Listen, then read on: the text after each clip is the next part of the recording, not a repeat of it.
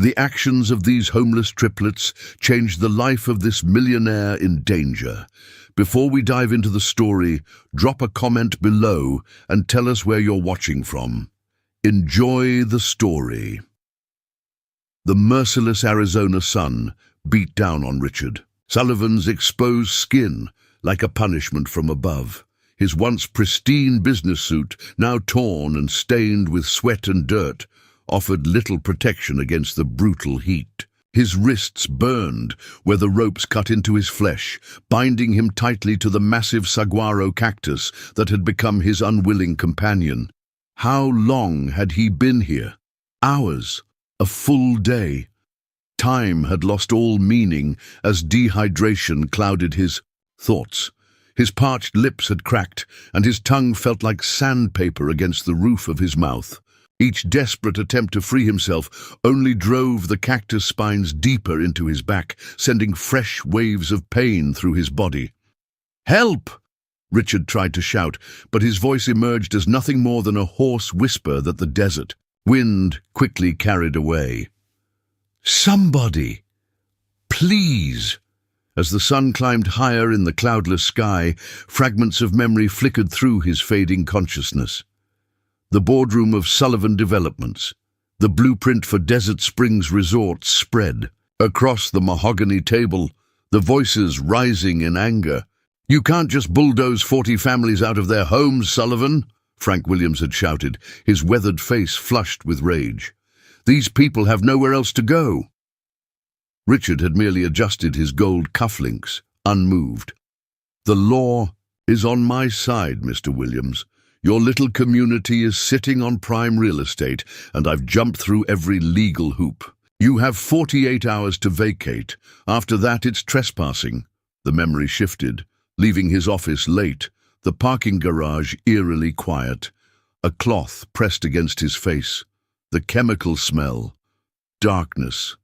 Now here he was, Richard Sullivan, Phoenix's most powerful real estate magnate, reduced to a desperate, dying man in the middle of nowhere, with no one to hear his pleas. "This is how I die," he thought, as a single tear carved a path through the dust on his cheek. "Alone in the desert, I've spent my life developing." The irony wasn't lost on him, even in his deteriorating state. How many lives had he ruined in pursuit of profit? How many families had he displaced with nothing but cold legal notices? Now he would die the same way, discarded and forgotten in the merciless landscape. Just as his eyes began to close, surrendering to the inevitable, something on the horizon caught his attention. 3 small silhouettes shimmered in the heat. Waves rising from the desert floor. A hallucination, surely, his mind's final cruel joke. But the silhouettes grew larger, more defined. 3 identical figures, small and cautious, moving toward him with measured steps. Through swollen eyelids, Richard watched as 3 boys, not just similar but perfectly identical, approached. They couldn't have been more than 10 years, old, dressed in worn clothes that had seen better days. Their faces, though youthful, carried a wisdom and wariness that no child should possess. The boy in the center clutched an old plastic water bottle, its contents sloshing with each step. They stopped several feet away, studying Richard with identical pairs of solemn brown eyes. "Are you the man they brought last night?" one of the boys asked, his voice surprisingly steady. Richard nodded weakly, hope and confusion battling within. His fading consciousness. "We were told not to untie you," another of the boys said softly, "but nobody said we couldn't give you water." The third boy stepped forward, unscrewing the cap from the bottle. "Our mother always said everyone deserves kindness, even when they don't." The 3 identical boys approached Richard cautiously, like desert creatures wary of a trap. Even in his desperate state, Richard couldn't help but notice their remarkable sameness. The same sun-kissed brown hair, the same watchful eyes, the same lean frames hardened by a life far tougher than children should endure. "I'm Jack," said the one who seemed to stand slightly ahead of the others, his voice carrying a natural authority that belied his young age. "These are my brothers, Jason and Joshua." Jason, clutching the water bottle tightly, regarded Richard with suspicion. The men who brought you were really angry. Joshua, whose eyes held a gentleness the others lacked, added softly, "They said you deserve to know what it feels like to lose everything." Richard's parched lips trembled as Jack carefully brought the precious water to his mouth. The cool liquid felt like salvation itself as it trickled down his throat. "Please," Richard gasped between desperate gulps, "please untie me. I'll reward you handsomely. My family must be worried sick." The triplets exchanged identical glances, a silent communication born of shared existence. "We can't," Jack said firmly. "We promise not to." "But we'll come back with more water," Joshua offered quickly, "and maybe some food." Richard studied their worn clothes, the calloused small hands, the premature lines of worry etched around their identical eyes. How do you boys live out here? Where are your parents?" A shadow passed over their young faces. "Our mom died 2 years ago," Jason said, his voice hardening. "We take care of ourselves now." "We have a cabin about a mile from here," Jack explained. "It's not much, but it's home." "What about your father?" Richard asked, the businessman in him automatically searching for accountability, for someone responsible. "Never knew him," Jack answered matter-of-factly. "It was always just us and Mom." As the boys shared their meager water ration, Richard's corporate mind struggled to comprehend their reality. 3 children, barely 10 years old, surviving alone, in one of America's harshest environments. "We do odd jobs in Copper Creek," Jason explained, naming the small town several miles away. "Mrs. Betty at the market gives us day-old bread and vegetables sometimes. And we know which plants we can eat," Joshua added with a hint of pride. "Mom taught us before she—" His voice trailed off, the wound still fresh despite the passage of time. Richard's head spun, and not just from dehydration. These children lived in a parallel America he'd never acknowledged, one without safety nets, where survival depended on kindness and resourcefulness rather than corporate strategies and legal maneuvering. "Why are you helping me?" Richard asked, genuinely perplexed. The triplets looked at each other again, that silent communication flowing between them. "Because you looked thirsty," Joshua said simply. "And scared," added Jason. "And our mom always said we should help people who need it," Jack concluded, his young voice carrying the weight of inherited wisdom. As the sun began its slow descent toward the horizon, the boys promised to return. Richard watched their identical silhouettes merge with the desert landscape, 3 small guardians vanishing into the vastness. Left alone with his thoughts, Richard's mind drifted to his last board meeting. The Desert Springs Project. The legal notices, the cold, calculated decisions made in air-conditioned conference rooms. 48 hours' notice is generous, he remembered telling his associates. It's not like these people have much to pack anyway. The cruel irony of his current predicament wasn't lost on him. Bound to the desert he'd spent his career carving up and selling, dependent on the mercy of children who had nothing. For the first time in decades, Richard Sullivan felt something unfamiliar stirring in his chest, something that felt uncomfortably like shame. True to their word, the triplets returned as the afternoon heat began to wane. This time, they brought a small bundle of food, a half loaf of bread, some dried fruit and jerky, along with a larger container of water.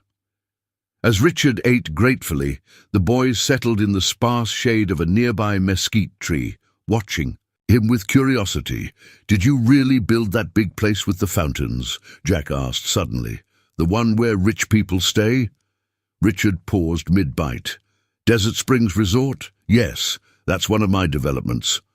"We saw it once," Jason said, his voice carefully neutral.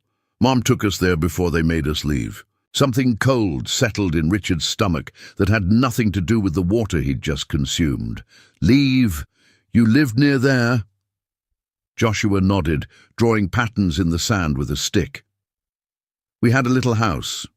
Not fancy, but Mom grew sunflowers. In the front yard, there were about 40 families in our community, Jack continued, his young voice taking on a strange, adult quality. Mechanics, housekeepers, landscapers, people who worked hard. Richard's mind raced, connecting dots he desperately hoped wouldn't align. When was this? 2 years and 3 months ago, Jason answered precisely. Mum got sick after we had to move to the tent city. The half-eaten food turned to ash in Richard's mouth as memory crashed over him. The Desert Springs Project, his crowning achievement. The legal battle to clear the eyesore community that had been there for generations. The eviction notices his lawyers had crafted so carefully. Your mother, Richard whispered, dreading the answer. What was her name? Sarah. Joshua said softly. Sarah Winters. The name hit Richard like a physical blow. He remembered it from the court documents. One of the community representatives who had pleaded for more time, for compassion, for understanding. He'd never met her face to face, had never imagined her as a real person with 3 identical sons and a garden of sunflowers. She caught pneumonia that winter, Jack continued, his young voice steady despite the pain behind his words. The clinic couldn't help much since we didn't have insurance anymore. By the time Mrs. Betty took her to the hospital in Phoenix, it was too late. Richard closed his eyes, the weight of realization crushing him more effectively than any physical restraint. We stayed in the tent city for a while after, Jason added. But some of the other kids got taken away by social services. So we came here, Joshua finished. To Grandpa's old hunting cabin. Nobody knows we're on our own. Richard stared at the 3 boys, their faces so similar, yet each carrying a different shade of the same grief. Children orphaned by circumstances he had set in motion with the stroke of a pen.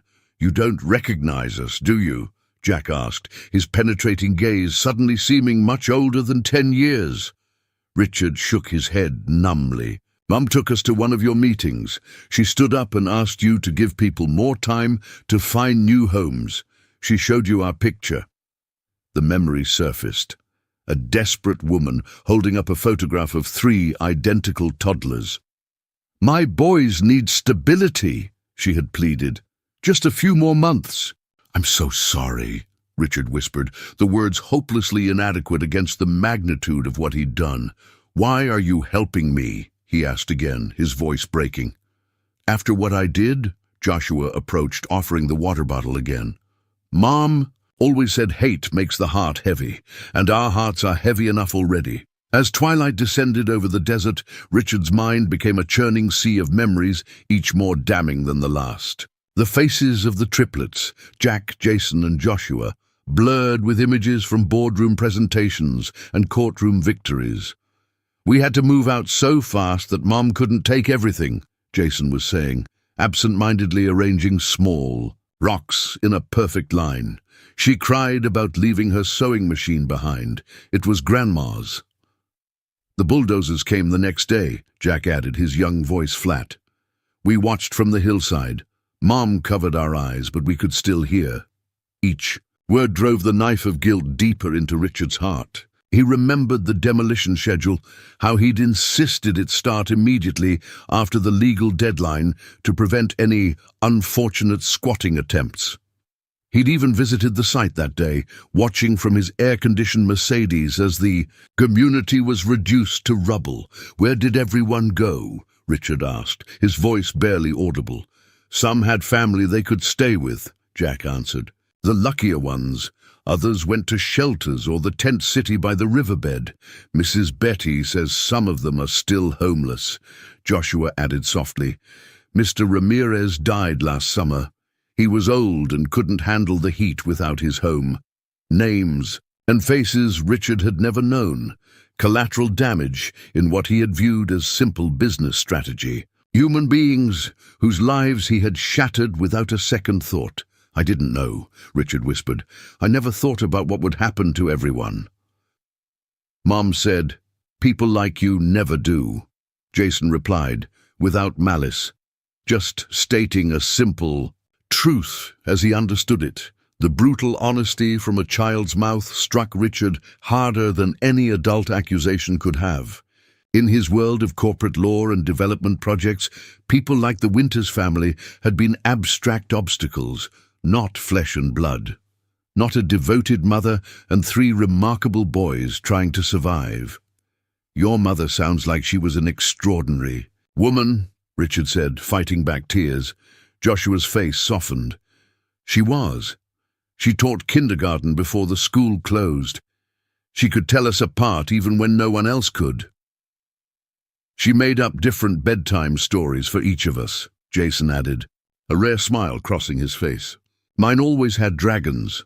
And she never gave up, Jack said firmly. Even when things got really bad, she told us that kindness matters most when it's hardest to give. Richard thought of his own daughter, Chloe, surrounded by luxury and privilege, yet often distant and unhappy, of his wife, Margaret, who measured her worth in designer labels and country club memberships. What values had he passed on to his family? Why are you helping me? Richard asked for the 3rd time, needing to understand. I'm the reason your mother died. I'm the reason you're living like this. You should hate me. Joshua approached the cactus where Richard remained bound and placed a small hand on his arm, the first human touch Richard had felt since his abduction. Mum always said that hate is easy, the boy said softly. Forgiveness is the brave choice. But that doesn't mean there shouldn't be justice, Jack added, his young eyes serious. Richard nodded, something resolving within him. You're right. There should be justice. And there will be. As the first stars appeared in the darkening sky, Richard made a silent vow. If he survived this ordeal, he would dedicate the rest of his life to making amends, not just to these 3 remarkable boys, but to every family whose life he had carelessly destroyed in pursuit of profit. I think they're coming back, Jason said suddenly, his head tilted as he listened to the distant sound of an approaching vehicle. Richard tensed, remembering his kidnappers, but instead of fear, he felt a strange sense of readiness for whatever. Judgment awaited him. The headlights cut through the gathering darkness, casting long shadows across the desert floor. The triplets stood their ground as the pickup truck rumbled to a stop nearby, dust billowing around its weathered frame. 3 men emerged, working men with faces hardened by sun and struggle. The leader, a tall figure with deep lines etched around determined eyes, stopped short at the sight of the 3 boys standing near Richard. Jack, Jason, Joshua, he exclaimed, his voice a mixture of surprise and concern. What in God's name are you doing out here? Hello, Mr. Williams, Jack replied calmly. We were bringing him water. Frank Williams. Richard recognized him now. From the community meetings and court appearances, looked from the boys to their captive, his expression darkening. You boys shouldn't be involved in this, he said firmly. This isn't your concern. It is our concern, Jason countered with unexpected boldness. He's the man who took our home. The second man stepped forward, his face registering shock. These are Sarah's boys. Sarah Winters. Yes, Pete, Frank confirmed grimly. Sarah's triplets. The third man removed his hat, shaking his head. We never meant for you boys to see this. This was between us and Sullivan. Richard watched the interaction with growing clarity. These weren't professional kidnappers or violent criminals. They were desperate men driven to desperate measures, former residents of the community he had destroyed. What were you planning to do with me?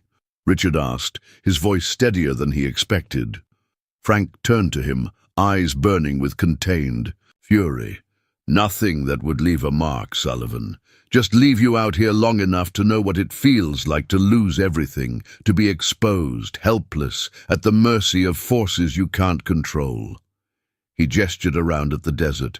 To know what it's like when your world is reduced to survival.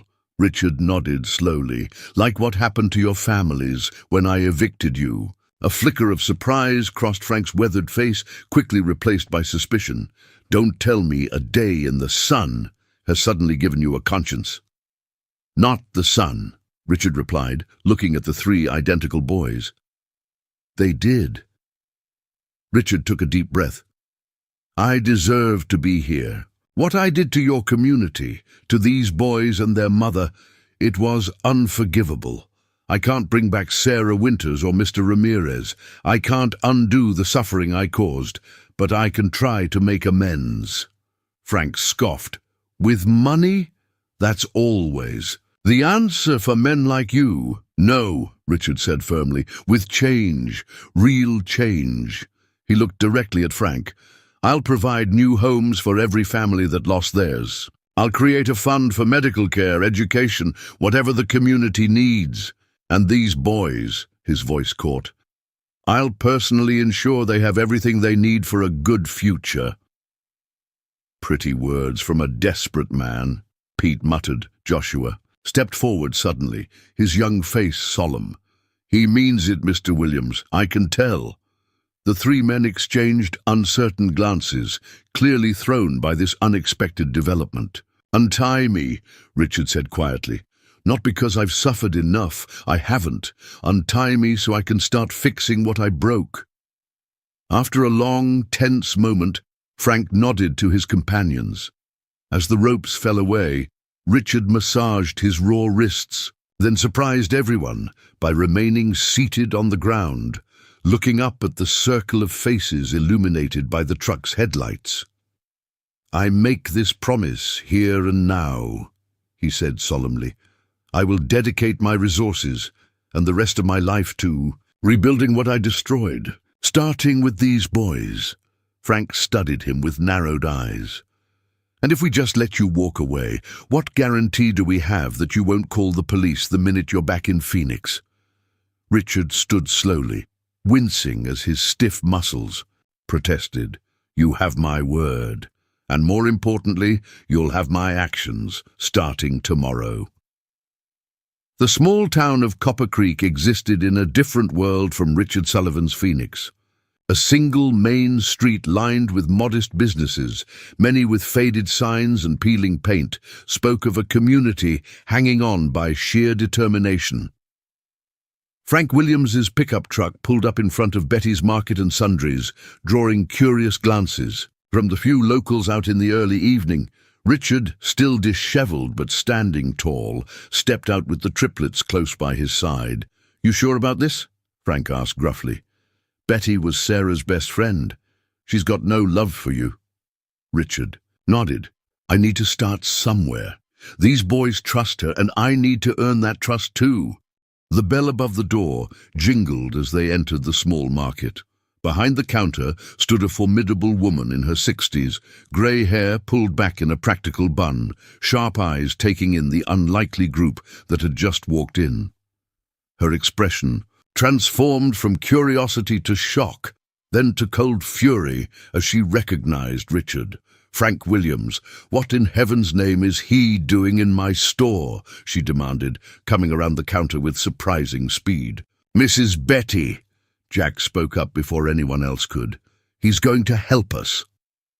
Betty's eyes softened as she looked at the boys, then hardened again as they returned to Richard. This is the man who destroyed our community, who cost your mother her life. I know, Richard said quietly, and nothing I can do will ever make that right, but I'm here to try. For the next hour, Richard outlined his plans in Betty's back office. Concrete, specific promises about housing, healthcare, education. Not vague, charitable gestures, but detailed commitments with timelines and budgets. He spoke of setting up a trust for the triplets, of rebuilding homes on land adjacent to the resort, of creating a community center named after Sarah Winters. Betty remained skeptical, her arms crossed firmly over her chest. Fine words from a man who's built his fortune on broken promises. Then judge me by my actions, Richard replied, starting right now. He pulled out his phone and made a call, putting it on speaker. Margaret, I need you to contact James at the office. Have him start paperwork to transfer $3 million to a new account. I'll send details shortly. Betty's eyebrows rose, but her expression remained guarded. "Money doesn't fix everything, Mr. Sullivan." "No," Richard agreed, "but it's the tool I have, and I intend to use it better than I have in the past." He turned to the triplets, who had been watching the adult conversation with solemn attention. "Boys, how would you feel about starting school here in Copper Creek? Properly, I mean." Their identical faces registered surprise, then cautious hope.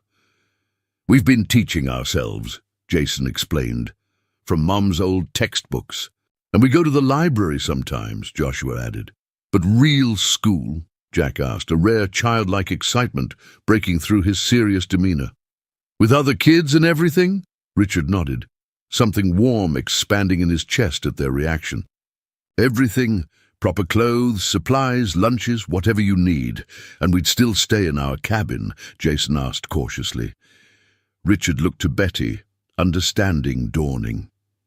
These remarkable children had been living alone, under the radar of social services, with Betty as their discreet guardian angel. "For now," Richard said carefully, "until we figure out something better, together." As the sun set over Copper Creek, casting long shadows through the market windows, Richard found himself making more promises, not the empty corporate kind he'd dispensed throughout his career, but sacred vows that would reshape his entire existence. Later, as Frank drove him back toward Phoenix in silence, Richard stared out at the desert landscape transformed by twilight. The saguaro cacti stood like sentinels against the purple sky, the same ancient plants that had witnessed his humiliation and rebirth. "They're extraordinary boys," Richard said finally, breaking the long silence. Frank's hands tightened on the steering wheel. "They're survivors, like their mother was." "I'm going to protect them," Richard vowed, "and honor her memory through them." Frank glanced at him, measuring his sincerity. "You realize what you're getting into, changing your whole life for 3 kids you just met?" Richard nodded, thinking of his mansion in Scottsdale, his wife Margaret, his teenage daughter Chloe, the family he'd neglected while building his empire, of the emptiness that had been growing inside him for years, unacknowledged until 3 identical boys had offered water to the man who had destroyed their lives. "I'm not changing my life for them," Richard replied, watching the first stars appear in the darkening sky. "They've already changed it. I'm just following where that leads." The security gate to Richard's Scottsdale estate swung open, revealing a world that now felt strangely foreign to him. The manicured lawns, ornate fountains, and imposing Mediterranean-style mansion seemed like props on a stage rather than his home of 15 years. Frank's weathered pickup truck looked comically out of place in the circular driveway, lined with Margaret's prized rose bushes. "You sure you don't want me to call the police?" Frank asked, eyeing the mansion with distaste. "Kidnapping's a serious charge." Richard shook his head. "What happened in the desert stays there. I meant what I said." "Frank." As Frank drove away, Richard stood for a moment, taking in his surroundings with new eyes. The fountain alone had cost more than what most Copper Creek families earned in a year. The massive front door flew open before he could reach it. "Richard!" Margaret rushed toward him, her designer dress and perfectly styled blonde hair at odds with her uncharacteristic display of emotion. Behind her stood Chloe, their 16-year-old daughter, her expression a mixture of relief and characteristic teenage detachment. "Where have you been?" Margaret demanded, her initial relief quickly transitioning to anger. 3 days without a word. The board is in chaos. The police have been searching. I've been out of my mind with worry."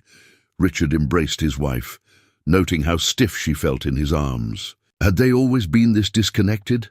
"I'm sorry for frightening you," he said quietly, "but I'm fine. Better than fine, actually." Inside the marble-floored foyer, Richard sank into a plush sofa, suddenly aware of his disheveled appearance and the desert dust still clinging to his torn clothing. "And Dad, you look terrible."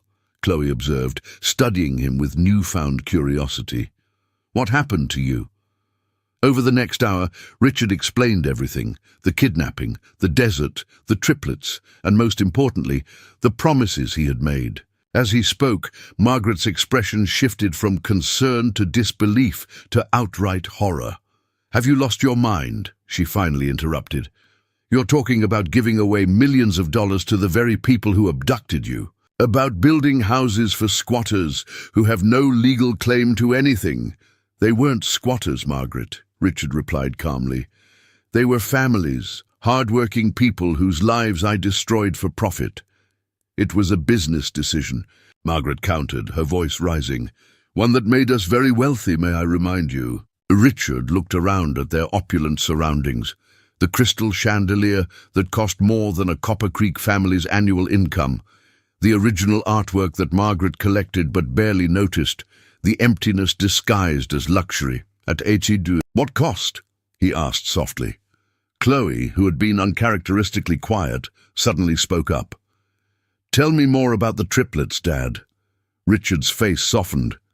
"They're remarkable, Chloe. 10 years old and surviving on their own. Smart, resilient, and despite everything they've lost, still capable of kindness. And you're just going to what? Adopt them?" Margaret demanded. "Not exactly," Richard replied. "But I am going to make sure they're taken care of, them and everyone else from that community." Margaret stood abruptly. "You need to see a psychiatrist. This is Stockholm Syndrome, or a nervous breakdown, or it's clarity," Richard interrupted. "For the first time in years, I see things as they really are." Later that night, as Margaret slept fitfully beside him, Richard stood at their bedroom window, looking out at the city lights in the distance. He thought of the triplets in their humble cabin, of their mother Sarah, who had died because of his actions, of the lives he had carelessly destroyed in pursuit of wealth. His phone buzzed with a text from Betty. "Boys registered for school tomorrow. They're excited but nervous. This better not be a game to you, Sullivan." Richard typed back, "It's not a game, it's redemption." As he set down his phone, he caught sight of his reflection in the window, a man he barely recognized anymore, standing at the crossroads of who he had been and who he needed to become. The Sullivan family breakfast table had never been a place of deep conversation, but the silence that morning was particularly heavy. Margaret sipped her coffee and scrolled through her social calendar, pointedly ignoring Richard. Chloe pushed her eggs around her plate, glancing between her parents. "With unusual attentiveness, I've scheduled a meeting with our attorneys this morning," Richard finally said, "to start the paperwork for the Community Trust and the Triplets Education Fund." Margaret set down her cup with deliberate precision. "The board of directors is meeting at 11. They deserve an explanation for your episode." "It wasn't an episode," Richard replied evenly. "And yes, they do deserve an explanation.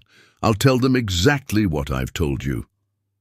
That you're giving away millions to strangers because 3 days in the desert gave you an epiphany?" Margaret's laugh was brittle. "They'll have you declared incompetent by noon." The words hung in the air between them, a threat barely veiled. "Perhaps they will," Richard acknowledged, "but it won't change what I'm going to do."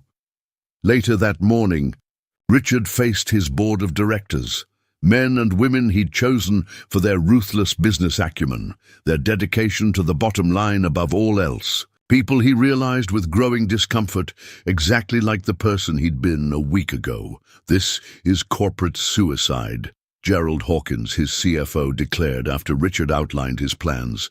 "The shareholders will revolt. The stock will plummet." "Then, let it," Richard replied. "I still maintain controlling interest, and my mind is made up." By afternoon, rumors of Richard Sullivan's mental breakdown had begun circulating through Phoenix's business community. Margaret returned from her ladies' luncheon, her face tight with humiliation. "Do you have any idea what you've done?" she demanded. "My phone hasn't stopped ringing. Everyone is talking about us, about you losing your mind and throwing away our future on some guilt-driven charity project." Richard looked at his wife, really looked at her, and wondered when they had become such strangers. When had status and appearance become her entire identity? "I'm sorry this is difficult for you," he said gently, "but this isn't about charity. It's about justice." "Justice?" Margaret's voice rose sharply. "What about justice for your family? For Chloe's future? What about my future?" Chloe asked from the doorway, startling them both. Margaret turned to her daughter, seizing the opportunity. "Your father is risking everything, your college fund, our security, our position in the community, for some homeless children he just met." Chloe studied her father with thoughtful eyes. "Are they really orphans living alone in the desert, Dad?" Richard nodded. "They're extraordinary kids, Chloe, and they've been through more than you can imagine. Because of your business decisions," Margaret added pointedly. To both their surprise, Chloe straightened her shoulders. "Then maybe Dad's right. Maybe he should fix what he broke." Margaret stared at their daughter in shock. "You can't possibly understand the implications." "I understand that Dad's trying to do something good," Chloe interrupted, a new firmness in her voice. "When was the last time either of you did that? Really did something that helped people instead of just writing checks at galas?" The question hung in the air, uncomfortably accurate. In the tense silence that followed, Richard made a decision. "Chloe, would you like to meet them? The triplets?" Something lit up in his daughter's eyes. Curiosity, perhaps, or the hunger for something more meaningful than the privileged but hollow existence she'd known. "I would, actually." Margaret's face hardened into a mask of dignified fury. "If you take her to that place, Richard, we need to seriously reconsider our marriage." Richard looked between his wife and daughter, feeling the weight of the choice before him. "What matters more?" he asked quietly. "Having everything we want, or being people we can be proud of?" The question lingered, unanswered but revealing, as evening descended on the Sullivan household. The old station wagon Richard had borrowed from one of his employees, his Mercedes seemed obscenely inappropriate, kicked up dust as it traveled. Down the unpaved road leading to Copper Creek, beside him, Chloe stared out the window at the desert landscape, her usual teen indifference replaced by quiet anticipation. "They might be shy at first," Richard cautioned. "They've been through a lot." Chloe nodded, fidgeting with the friendship bracelets on her wrist, tokens from girls at her exclusive private school who measured friendship in brand names and social media followers. Betty's Market came into view, its faded sign a landmark in the small town. Standing outside were three identical figures in matching blue shirts and khaki pants, new school uniforms that still held their department store creases. "Is that them?" Chloe asked, leaning forward. Richard nodded, his heart unexpectedly full, at the sight of the triplets waiting as promised. As he parked, he noted the protective presence of Betty, watching from the store entrance, her arms crossed in cautious vigilance. Jack was the first to approach as they exited the car, his natural leadership evident even in this small action. "Hello, Mr. Sullivan," he said formally, then turned curious eyes to Chloe. "Boys, this is my daughter Chloe," Richard introduced. "Chloe, these are Jack, Jason, and Joshua Winters." Chloe, usually so poised in social situations, suddenly seemed unsure. "Hi," she said simply. "My dad's told me about you." Joshua, the most naturally empathetic of the three, sensed her discomfort. "Do you want to see our school? We just started yesterday." The small elementary school was a source of obvious pride for the triplets. Jack showed Chloe his essay that had already earned a place on the classroom wall. Jason eagerly displayed his collection of desert rocks that the science teacher had asked him to present to the class. Joshua, naturally theatrical, made Chloe laugh with his impressions of his new classmates. "They're all so different," Chloe marveled to her father as the boys ran ahead to show her the playground. "I mean, they look exactly the same, but they're Like completely different people. Their mother must have been remarkable, Richard replied, to raise such extraordinary boys on her own, especially in difficult circumstances. As the children explored the playground, Richard met with the school principal, finalizing arrangements for the boys' education. He established accounts for their supplies, meals, and future needs, making it clear that the school should contact him directly with any concerns. "They're very bright," the principal noted. "Despite gaps in their formal education, they're testing well above grade level in several subjects. Their mother must have been quite dedicated to their learning." Later, as they all shared ice cream at the town's only diner, Richard felt a strange sense of rightness that had been missing from his life for years. Chloe was animated, asking the boys endless questions about desert life, their survival skills, their favorite books and games. "Dad, they've never been to a movie theater," she reported, astonished, "or an aquarium, or even a shopping mall." "Perhaps we could change that," Richard suggested, watching the way the four children had already formed a connection. "If the boys would like to visit Phoenix sometime." Three identical faces lit up with excitement, then looked to each other in their silent communication. "We'd have to ask Mrs. Betty," Jack said practically. "She worries about us." "And we can't leave our cabin for too long," Jason added. "We have responsibilities," Richard nodded, respecting their sense of duty. "Of course, we'll make proper arrangements." As the day drew to a close, Chloe surprised everyone by hugging each boy goodbye. "I'll come back soon," she promised. "Maybe I can help with your English homework. That's my best subject." On the drive back to Scottsdale, Chloe was thoughtful. "Dad, those boys have nothing, but they seem happier than most kids I know." Richard considered this. "They have each other, and they know what really matters." "I want to help them too," Chloe decided, "not just with money and stuff. I want to actually help." Something shifted in Richard's chest. Pride, hope, love for this daughter who was revealing depths he hadn't recognized before. "I think," he said carefully, "that would mean more to them than anything else we could give them." Margaret Sullivan checked her appearance one final time in the car's visor mirror. Her Chanel sunglasses, cashmere sweater, and perfectly styled hair were armor against the dusty reality of Copper Creek. "I still can't believe I agreed to this," she muttered, closing the mirror with a snap. Richard, who had learned to be patient during the 2 weeks of negotiations that led to this visit, simply nodded. "Thank you for coming. It means a lot to me and to Chloe." Their daughter had already exited the car and was waving excitedly to the triplets, who stood waiting outside Betty's market.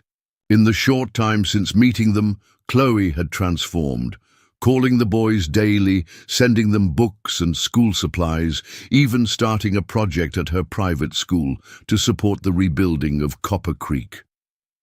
Margaret watched her daughter embrace each identical boy with genuine affection, her expression a mixture of confusion and reluctant curiosity. "They really are identical," she observed. "How do you tell them apart?" "Jack stands the straightest. He's the natural leader. Jason tends to hang back a bit and observe, and Joshua's eyes are always looking for ways to connect with people," Richard explained. "Once you know them, it's impossible to confuse them." Betty emerged from the market, her expression guarded as she approached Margaret. Two women from entirely different worlds, sizing each other up with wary respect. "Mrs. Sullivan," Betty acknowledged, "the boys have been excited about your visit. They cleaned their cabin 3 times yesterday."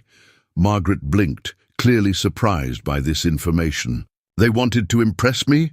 "They want to thank you," Betty corrected, "for sharing your husband and daughter with them." The small cabin that the triplets called home was humble but meticulously clean.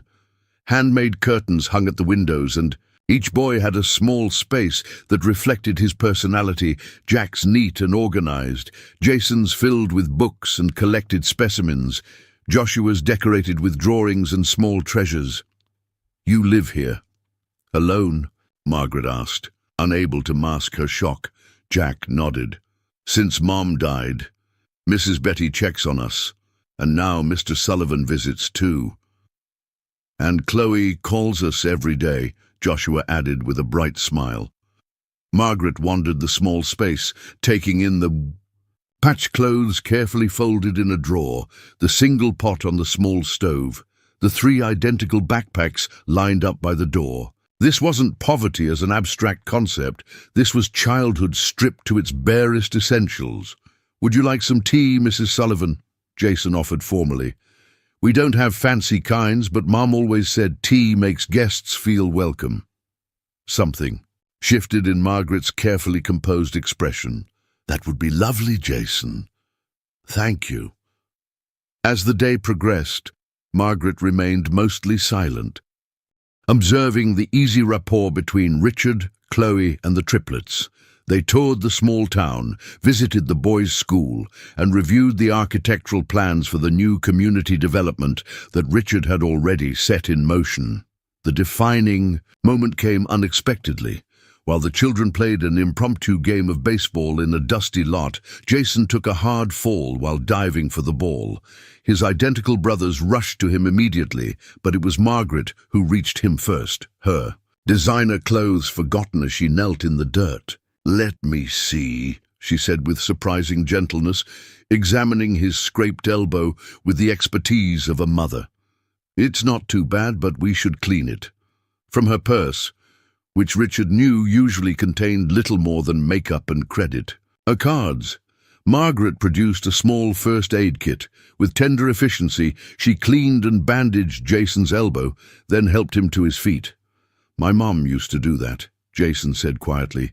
"You're good at it, like her." Margaret's carefully constructed facade cracked visibly, revealing something vulnerable beneath. "I used to bandage Chloe's scrapes too when she was younger, before she decided she was too grown up for mother's care." That evening, as they shared a simple meal at the diner, Margaret watched the 3 boys sharing a single ice cream sundae, their identical faces alight with simple joy. Her expression had softened, the rigid defensiveness gradually replaced by thoughtful observation. On the drive back to Scottsdale, after the emotional goodbyes and promises to return soon, Margaret broke the long silence. "Those boys," she said, quietly, "they have nothing, and yet they have everything that really matters," Richard finished. Margaret turned to him, her eyes showing a vulnerability he hadn't seen in years. "We've lost something, haven't we? Somewhere along the way." Richard reached for her hand, feeling a connection that had been missing for longer than he cared to admit. "We can find it again." That night, husband and wife sat on their patio, overlooking the lights of Phoenix, talking honestly for the first time in decades about values, purpose, regrets, and second chances. 6 months passed in a whirlwind of activity. The first homes in the new community, officially named Winter's Crossing in honor of the triplets' mother, were nearing completion. Local news crews gathered for the ceremony as Richard handed over keys to the first families, many of whom had been displaced by his Desert Springs project years earlier. "This isn't charity," Richard stated clearly to the assembled reporters. "This is restoration.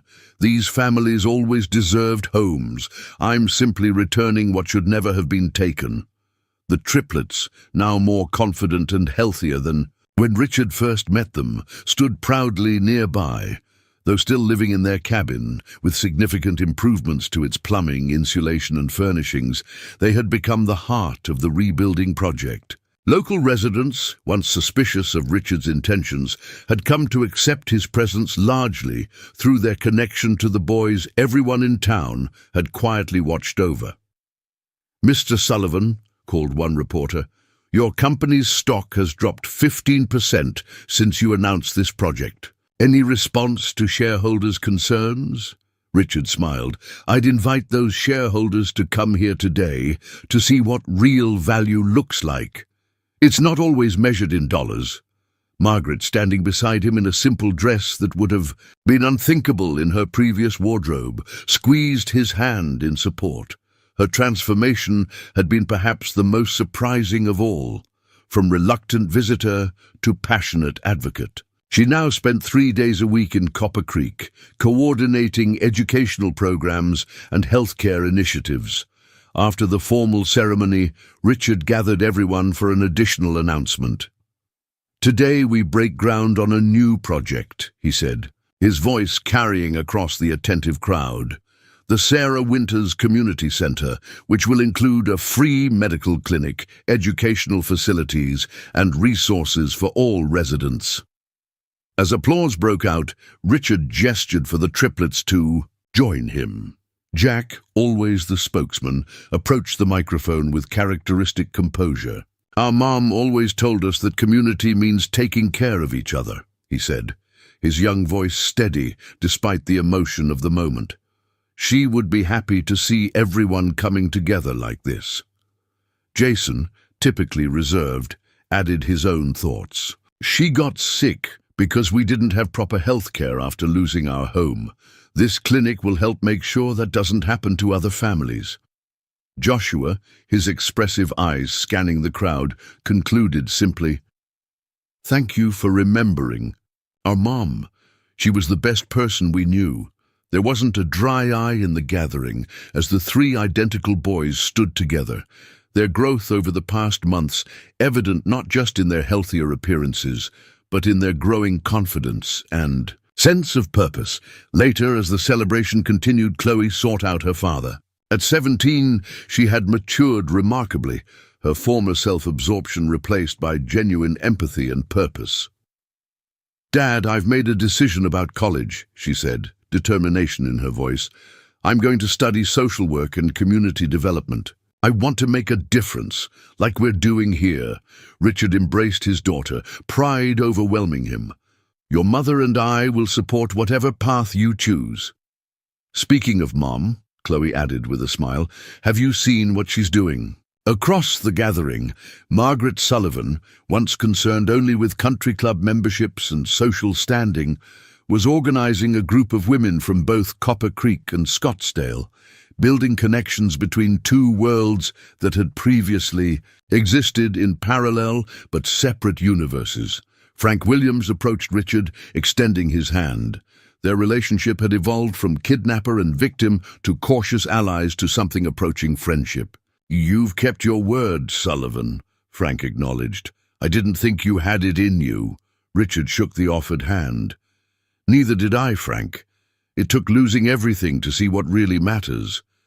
As the sun began to set over Winter's Crossing, Richard watched the triplets, his 3 unexpected teachers, playing with other children on the new community playground. In their joyful faces, he saw not just the future of this small town, but his own redemption story, still unfolding one promise at a time. The sign at the entrance to Winter's Crossing gleamed in the morning sunlight. A community of compassion and growth. What had begun as a restoration project had evolved into a model development, drawing visitors from across the country who came to study its innovative approach to affordable housing, sustainable design, and community integration. Richard Sullivan, his hair now threaded with silver, stood on the observation deck of the community center, watching the bustling activity below. 5 years had transformed not just the landscape, but the people, himself included. Sullivan Developments had been completely restructured, its mission redirected toward ethical, accessible housing projects. The company's initial stock plunge had been followed by a gradual, steady rise as Richard demonstrated that profitability and social responsibility could coexist. He'd bought out dissenting shareholders, assembled a new board of directors who shared his vision, and now led a company that bore little resemblance to its former self. "Quarterly reports are in," said Margaret, joining him at the railing. "The Phoenix East project is ahead of schedule and under budget." Margaret now served as the foundation's director, her organizational skills and social connections repurposed to support their growing network of community initiatives. The diamond tennis bracelets and designer shoes had been replaced by practical clothing, and a laptop perpetually open to spreadsheets tracking program effectiveness. "And how are the boys doing with exams?" Richard asked, his thoughts never far. "From the triplets, even as their projects expanded." Margaret smiled. "Jack's student council meetings run until 5, but he's studying with Joshua tonight. Jason's science project is taking up the entire garage, but Betty says his physics scores are the highest in the school." At 15, the Winters boys remained identical in appearance, but had developed even more distinct personalities and interests. Jack had emerged as a natural community leader, already mentoring younger children and organizing student initiatives. Jason's scientific mind had flourished with proper education and resources, his understanding of desert ecology earning recognition from university researchers. Joshua, with his natural empathy, had become a peer counselor, helping other children navigate trauma and loss. The Sullivan home, relocated from Scottsdale to a modest but comfortable house in Winters Crossing, had become their second home, with the boys still maintaining their cabin, now fully renovated, as their primary residence. The unusual arrangement had raised eyebrows initially, but the community had come to understand the importance of honoring the boys' independence while providing the support they needed. "Mom, Dad," Chloe's voice called from below. Now 22, and in her final year of college, she had grown into a poised young woman with a clear sense of purpose. "The tour group from San Francisco is here." Richard watched with pride as his daughter greeted the visitors. Representatives from a California non-profit interested in replicating the Winters Crossing model. Her understanding of both the technical and human elements of their work made her an ideal ambassador. Later that evening, the expanded Sullivan Winters family gathered for their weekly dinner, a tradition that had evolved organically over the years. Betty brought her famous apple pie, Frank contributed vegetables from the community garden, and the triplets arrived. With their usual energy and stories from school, after dinner, Richard found himself drawn to the boys' bedroom, a space they used during their frequent overnight stays. Despite their age and growing independence, the triplets still maintained one tradition from their years alone in the cabin, gathering together before sleep to share thoughts, concerns, and dreams. Richard paused in the doorway, listening to their quiet conversation. "Ms. Rodriguez says my essay on community development could win the state competition," Jack was saying, his voice deeper now but still carrying that natural authority. "The solar panel design is almost ready for testing," Jason reported. "If it works, it could help power the new clinic expansion. Ethan's dad finally found a job," Joshua added. "He stopped by the Peer Center today and actually smiled, first time since they moved here." Richard felt a presence beside him and turned to find Margaret watching the boys with the same wonder he felt. "How did we get so lucky?" she whispered. "We didn't deserve it," Richard replied honestly. But they gave us a second chance anyway." As they retreated to give the boys their privacy, Richard reflected on how a simple act of kindness, 3 boys offering water to the man who had destroyed their lives, had created ripples that continued to expand, transforming not just one family, but an entire community. In the living room, Chloe was spreading out blueprints for her senior project, a proposal for expanding the Winters Crossing model to a struggling neighborhood in Phoenix. Her passion and competence reminded Richard daily of how much they had all grown. "Sometimes I wonder what Sarah would think," Richard said quietly to Margaret as they watched their daughter work. "If she could see her boys now and what they helped create." Margaret's eyes softened. "I think she knows, Richard. Somehow, I think she knows." The grand opening of the Sullivan Williams Center for Family Support marked a milestone that few could have imagined 5 years earlier. Located on the exact site where the original community had stood before Desert Springs Resort, the complex stood as a testament to transformation and healing. The center's architecture seamlessly integrated with the desert landscape. Solar panels capturing Arizona's abundant sunlight, rainwater harvesting systems conserving precious resources, and indigenous plants covering the green roof. But more impressive than its sustainable design was what it represented, the complete circle of Richard Sullivan's journey from destroyer to rebuilder. Frank Williams, once Richard's kidnapper and now his partner in community development, stood beside him on the podium, both men older but energized by purpose. "When Frank first tied me to that cactus," Richard began, drawing surprised laughter from the audience, "I never imagined we'd be standing here together. But that's the power of transformation. People can change, communities can heal, wrongs can be made right, not erased, but transformed into foundations for something better."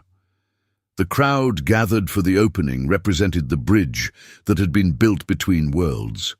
Residents from Copper Creek and Winter's Crossing alongside, business leaders, government officials, and social advocates from across the state. Margaret and Betty, once from opposite ends of the social spectrum, now worked side by side, coordinating the center's family support programs. The Triplets, now 15, had insisted on creating a special memorial section within the center. Jack, with his growing oratorical skills, addressed the gathering. "5 years ago, we were 3 kids living alone in a cabin, still grieving our mom," he said, his voice steady despite the emotion in his eyes. "Today, we're part of something bigger than ourselves. This center isn't just a building, it's a promise that no family will face what ours did." Jason, whose scientific aptitude had blossomed into genuine brilliance, had designed several of the center's environmental systems. "The solar array will generate enough power for the entire complex, with excess feeding back to the community grid," he explained, his quiet pride evident. Joshua, whose empathetic nature had developed into a gift for counseling, had helped design the center's mental health spaces. "Every room is created to feel safe and welcoming," he shared, "because healing happens when people feel they belong." The emotional pinnacle came when the 4 teenagers, the Triplets and Chloe Sullivan, together unveiled a simple but beautiful bronze plaque dedicated to Sarah Winters, whose love for her children taught us all what family truly means. Margaret, who had undergone perhaps the most surprising transformation of all, stepped forward with her own announcement.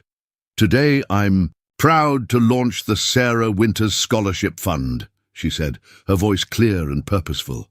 "Every child from Winter's Crossing and Copper Creek will have the opportunity for higher education, regardless of their financial circumstances."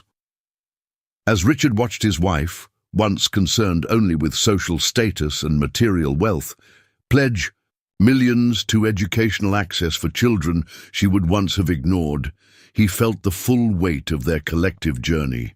The ceremony transitioned to a community celebration, with food, music, and tours of the new facility. Richard found a quiet moment to stand beside the memorial plaque, tracing Sarah Winters' name with his finger. "I wish I'd known her," he said softly to Betty, who had appeared silently beside him. "She would have forgiven you," Betty replied, her initial hostility long since replaced by respect. "That's who she was, and she would be so proud of her boys, not just for what they've accomplished, but for the men they're becoming." Richard nodded, understanding the profound truth in her words. "They saved me, you know, not just from the desert, but from myself." As evening fell, the Sullivan-Williams Center was illuminated against the desert sky, its lights a beacon visible for miles around. For Richard, it represented not just redemption, but the possibility that even the most broken systems and people could be transformed when enough hearts committed to change. In a quiet corner of the celebration, Frank Williams, raised his glass in a private toast with Richard. "To second chances," Frank said simply. Richard clinked his glass against his former captors. "And to the kids who made us believe in them." "Harvard Law has an excellent social justice program," Jack said, spreading brochures across the kitchen table. "Their housing rights clinic is doing groundbreaking work. MIT's Environmental Engineering Department just received that major grant for sustainable desert development," Jason added, his eyes bright with possibility. "Stanford's psychology program has the trauma recovery specialization I'm interested in," Joshua contributed more quietly. Richard and Margaret exchanged glances across the table, pride and bittersweet anticipation mingling in their expressions. The triplets, weeks away from their high school graduation at 18, stood at a crossroads that would inevitably lead them away from Winter's Crossing. "You boys could attend any university in the country," Richard acknowledged. "Your academic records and community work have seen to that. And distance shouldn't be a factor in your decisions," Margaret added supportively. "Technology makes the world smaller than ever." The conversation was interrupted by Chloe's arrival. Now 25, she had completed her master's degree and returned to Winter's Crossing to lead community development initiatives. Her presence had helped ease the inevitable separation anxiety as the triplets approached adulthood. "College talk?" she asked, immediately reading the atmosphere. "Let me guess. Jack wants the East Coast, Jason is thinking about research opportunities, and Joshua is considering where he can help the most people." The triplets laughed at her accurate assessment, the identical sound a reminder of their unique bond despite their diverging paths. Later that evening, as sunset painted the desert in spectacular hues, the extended family gathered at a special place, the saguaro cactus, where Richard had been tied 8 years earlier. What had once been a site of humiliation and reckoning had been transformed into a place of reflection and gratitude, visited annually to mark their journey. Frank Williams was there, now a community elder whose wisdom helped guide the expansion of their model to other areas. Betty, her hair now fully silver but her spirit undimmed, brought her traditional picnic basket. Several other residents joined them, the gathering having evolved into an informal tradition marking the community's rebirth. As they shared food and memories under the desert sky, Richard felt a familiar sense of amazement at how completely his life had changed. The ambitious, ruthless developer who had once destroyed communities for profit had been replaced by a man dedicated to building them with purpose and compassion. "I received an interesting offer today," Richard said during a lull in the conversation. "Global Community Partners wants to buy Sullivan Developments. The figure they're offering is substantial." A hush fell over the gathering.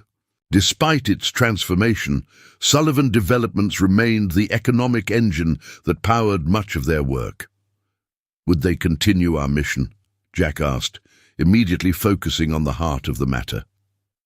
Richard shrugged.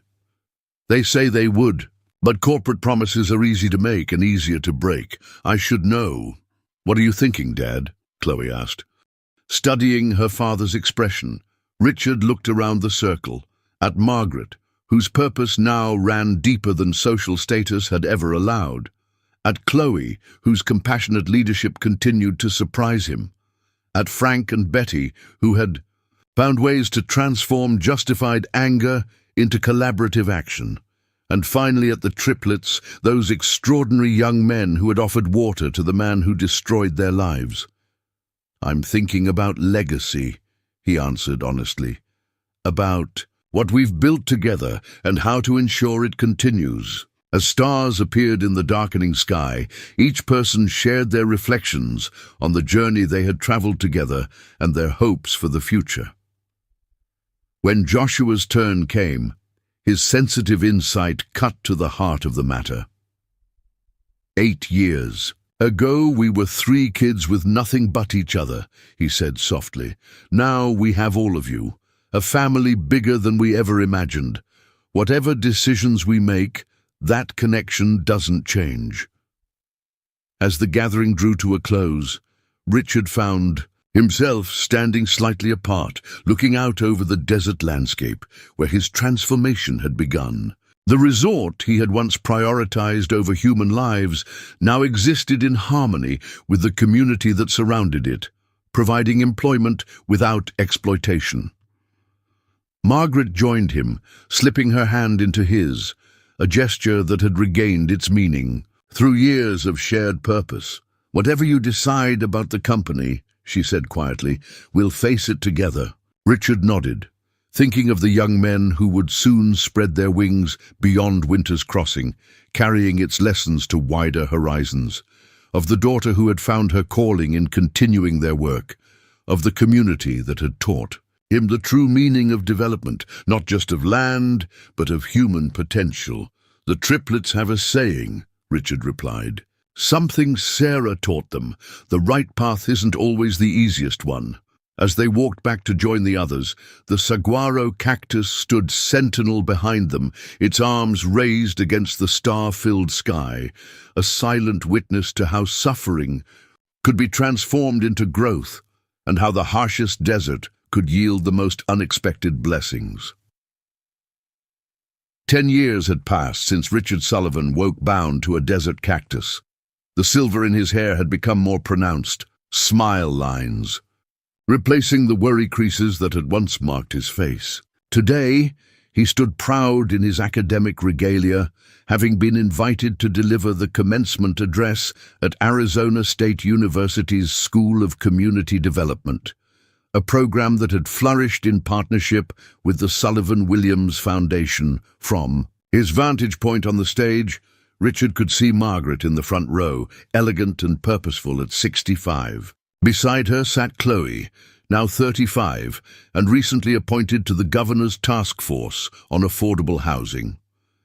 Frank and Betty, both in their 70s but still active in community affairs, rounded out the family section.